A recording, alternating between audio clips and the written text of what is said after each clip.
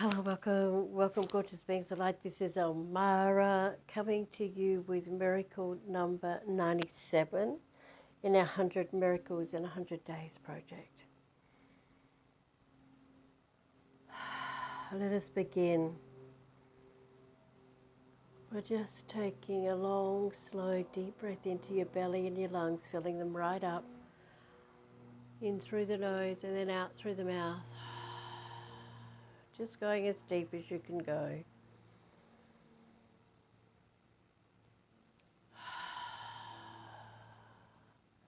And letting go of everything that's outside this moment.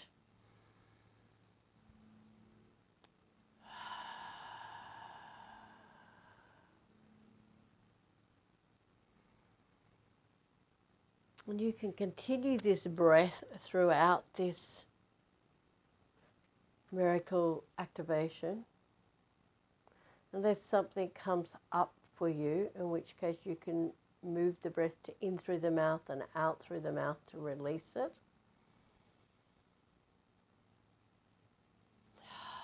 So today's miracle is about my brother Max. Passed away quite a long time ago now, but he was only 46 years old. I know I've done a few miracles about death and dying recently, but I'm trusting that it is to show you that our lives are eternal, that our spirit or our soul goes on forever, and all the stuff you've been told about death and dying, all the negative stuff anyway, a lot of it is a load of phooey. And if you understand that, then I trust that 90% of the world will stop living in fear of dying and then just start living, because that's what it's all about. Before we move into that miracle, I want to connect you, show you the first step of my fifth dimension activation, so that you can continue just doing this up-down breath while I give you the miracle, and give yourself an opportunity to be connected to the fifth dimension for 10-20 minutes and see what it feels like at the end of it. So just breathe in, please, and bring your awareness into your hands. And then when you're ready, I want you to breathe in, raise your hands up and point them to the sun, and breathe out and tie the energy around the sun. Breathe in and bring the energy down from the sun through your crown chakra. Breathe out. Take the last 5% of that source light from the sun down and into the core of Mother Earth. Now I've moved my hands down and they're pointing at the core of Mother Earth, and you're tying that energy from the sun around the Mother Earth. And now breathe in. Bring the energy from Earth all the way back up. Breathe it out into your body. Take the last 5% up to the sun. Breathe in. Bring that source light down from the sun. Let it fill every one of your 100 trillion cells and your 100 trillion telomeres as you're bringing your hands down the front of your body and push the last 5% energy through the soles of your feet and into the core of Mother Earth. Breathe in and bring all that gorgeous earth energy up with all the minerals and nutrients and everything you need to sustain your physical life here on Earth. Breathe that up into your body and take the last 5% up to the sun. Breathe in from the sun, breathe out into your body, last 5% into Earth. Breathe up from Earth. Breathe all that gorgeous energy into your body. Breathe out the last 5% up to the sun.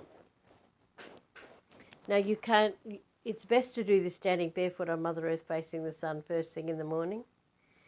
But you can just imagine you're standing barefoot on Mother Earth first thing in the morning and it'll do the same thing. If you're sitting inside, just make sure you sit with your back off the back of the chair. And if you're laying down, make sure you lay on your side so the energy can flow up your spine. And this may seem like a very, very simple exercise, and it is. So damn simple, most people won't do it. However, if you connect to the earth and the sun every day, two things will begin to happen for you. One, you will begin to re-establish your meridian lines that thousands of years ago used to go from the sun all the way down into the earth and back up again. Most people's meridian lines now are stuffed up in their bodies, and that's why they get sick, etc., etc.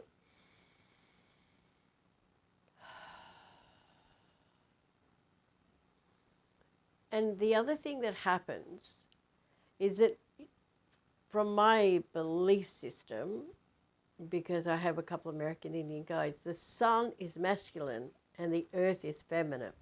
But there are other cultures, including our Aboriginal culture, that believe that the earth is masculine and the sun is feminine. And that's why we actually use the earth and the sun. You could use you could use Jesus Christ or Mother Mary if you wanted to, but I use the sun and the earth because everyone on earth knows what the sun and the earth is. And then it also doesn't matter whether you believe the sun is masculine or feminine, and the same with the earth. You can still gain benefit from this step one of my fifth dimension activation, because it will bring your body and everything into alignment as you're breathing. If you do that for 10 to 20 minutes, you can see what shows up in your life, and it's really quite spectacular. So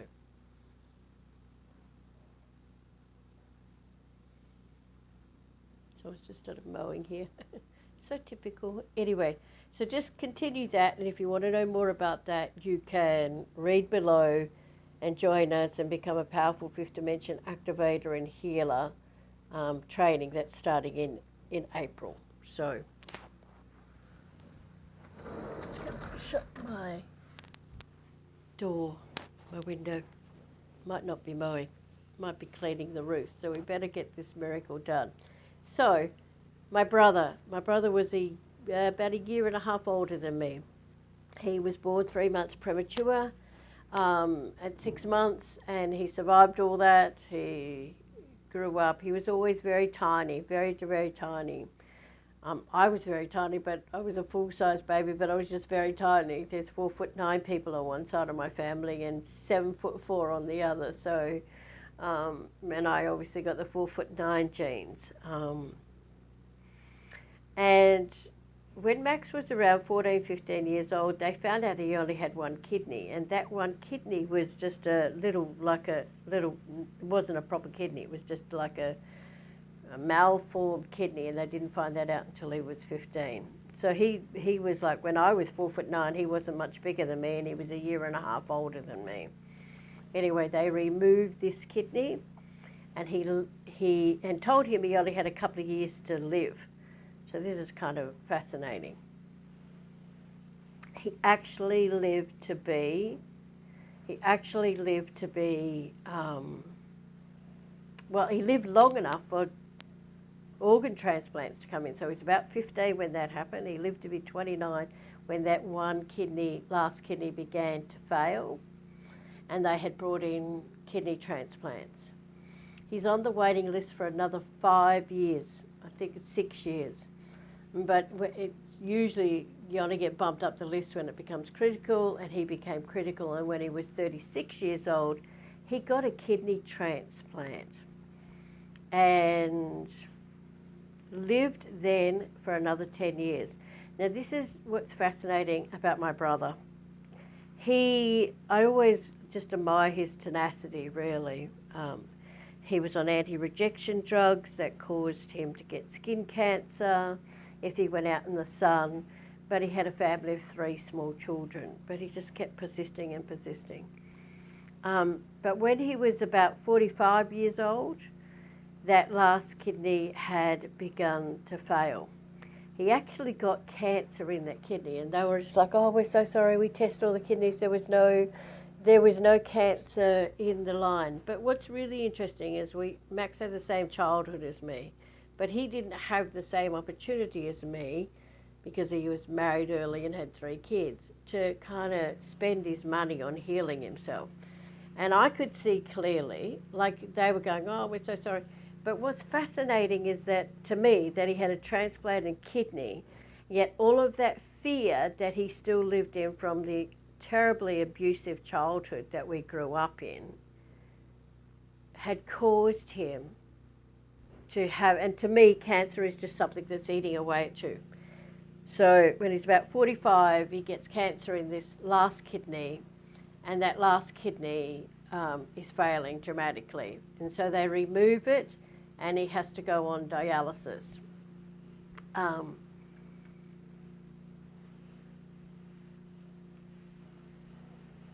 When they removed it, they found that he also had cancer in his stomach. So he had a lot of stuff eating away at him. I remember my mum saying that she would come and see Max when she was coming back to Victoria in September, and I just said to her, he's not going to last that long.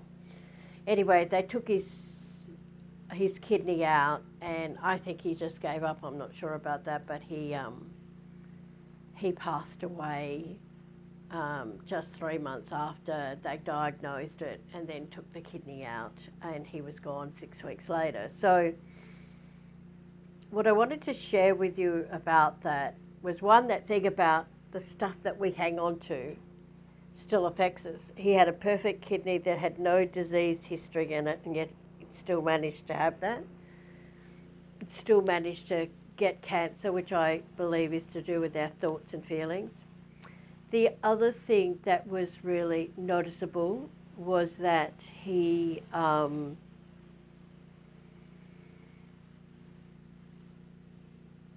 gosh, the noise is annoying me, and I'm just kind of can't get that to come through. Maybe I should do this later. I'll see if I can finish it. But he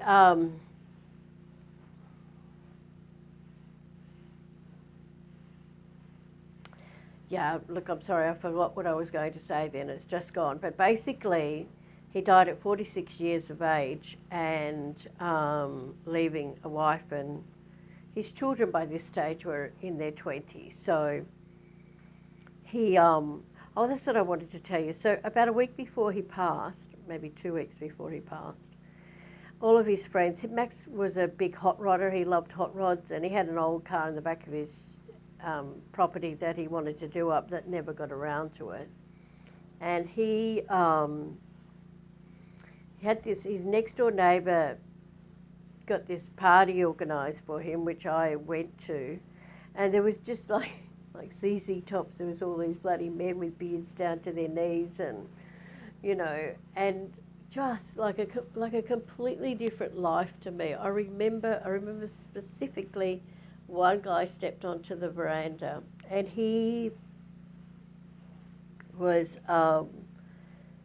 he just steps. He was a bikie from a nearby town or whatever, and he steps on and goes, "G'day, mate. My name is Tony," or whatever it was. This is the only bit I remember. But everybody calls me Scrotum. It was just like, oh my God, what have you done?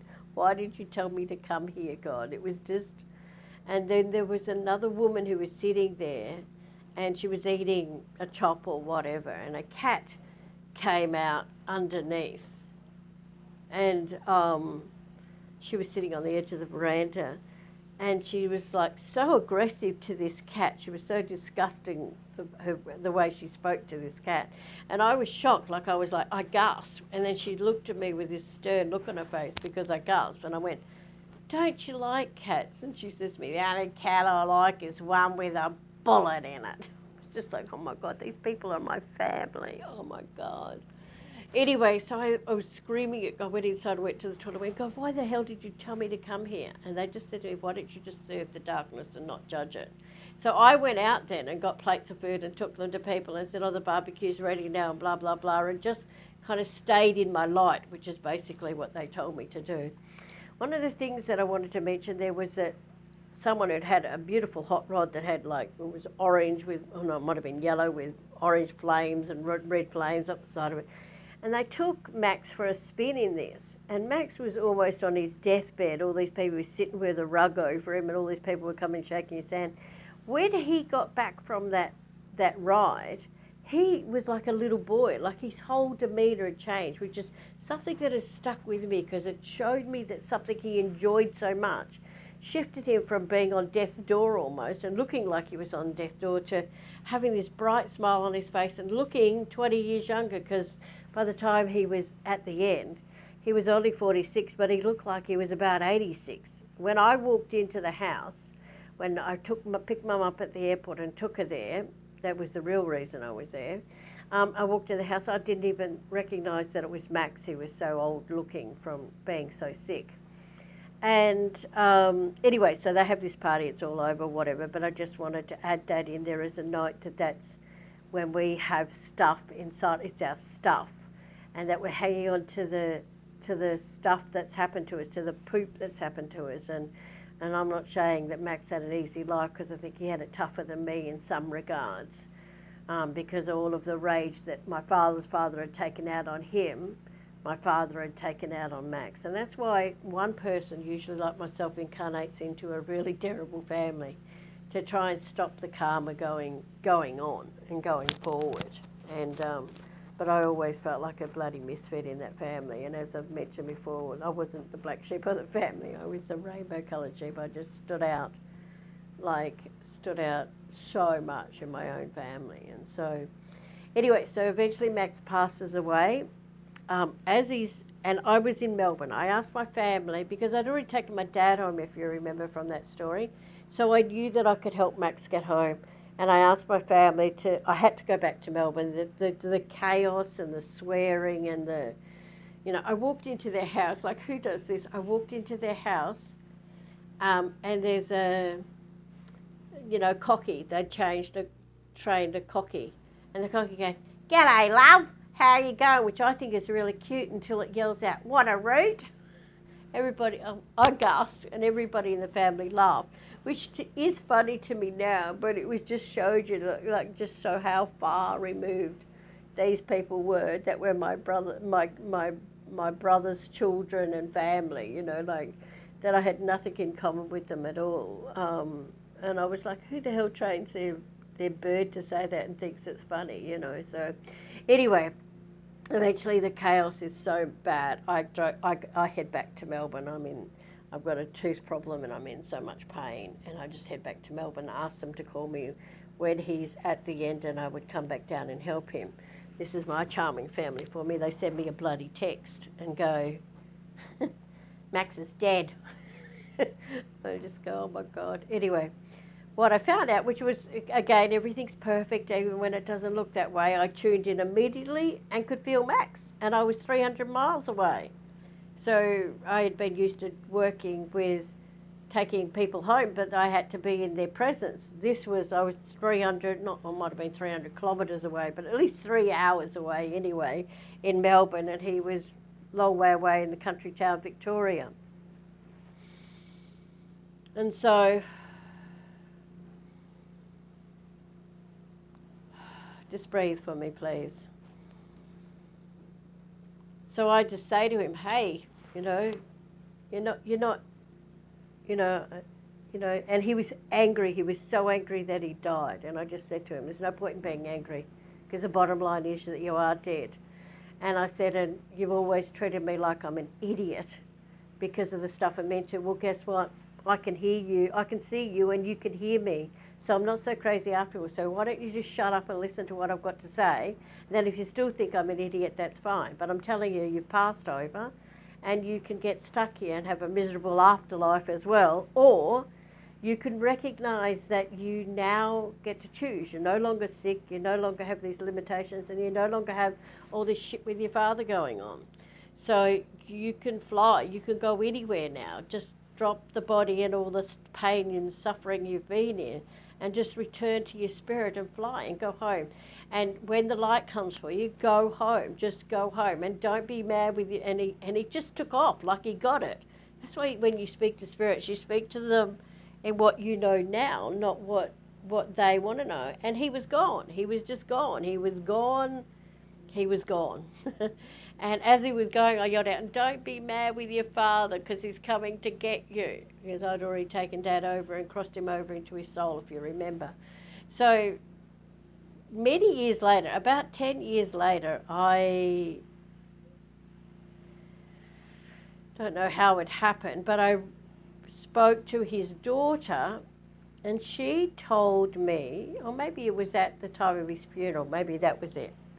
And she told me that that after Max had passed, she was crying and had fallen asleep on a bed, and then she saw a vision of him coming at her, and she's in no way spiritual at all. So anyway, so my father, my father obviously came to get my brother, but he went home at 46 years of age.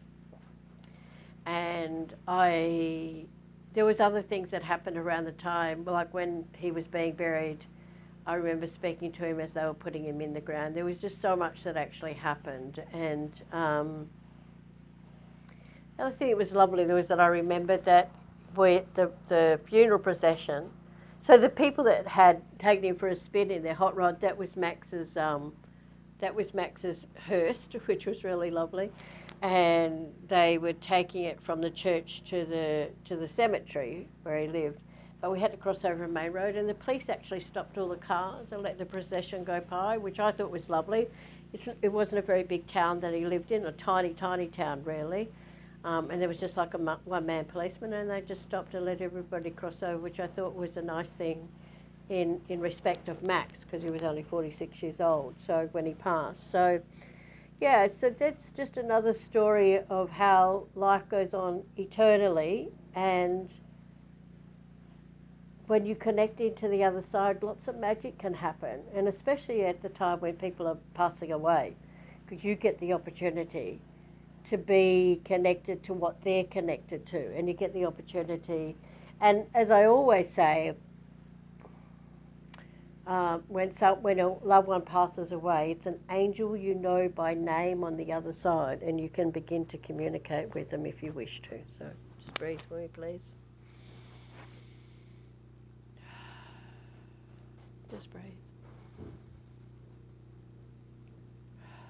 I have no regrets about learning to be a gatekeeper, about helping people cross over. I could tell you heaps more stories. I remember we put an orchid on Richard's grave once, which is my friend Leslie's husband, and it was a fresh orchid that had flowered at home, and I took it down to put on his grave, and I put it in amongst all the plastic flowers. They had 4 stinking hot days, which is hot for them, 35 plus. And I went back just before I was leaving to leave Tilba Tilba, and that orchid, even though it was in no water, I just put it in the plastic flowers, was still blooming like it was. I took a photo of it. It was just 4 days later, it was still like a fresh flower. They're the things that you can do when you communicate with beings who have passed on the other side. And why wouldn't you want to do that? The religion and churches don't want you to know that you can do that, because they don't want you to know how powerful you are. And one of the biggest sins that I can see happening is not the sin that you don't go to church, or that you don't, is that we all believed all the bullshit that the churches told us and made us become small and limited. To me, the only sin is that you don't step into all of that power and make a difference in your own lives and in the lives of all the people that you love. Just breathe for me, please. You have an opportunity. You are so much more powerful and magnificent, and that's why you're here on earth at this time. People came to earth at this time to learn, to awaken the infinite power that is within them, not to wait for a spaceship to come get you, to awaken the infinite power that is within you, to learn how to collapse these old timelines on pain and suffering, fear, war, lack and limitation, and you have that within you to do it. And if you do my training, I will certainly show you how you can begin to tap into that power that exists within you and what your specific purpose is for being here on earth at this time.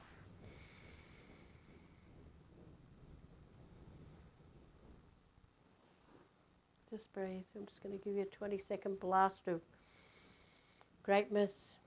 This is our miracle done for today. I hope you learned something powerful from it. And I'm sending you all so much love and blessings, and I look forward to being with you again tomorrow. Love, love, love. Namaste, and bye for now.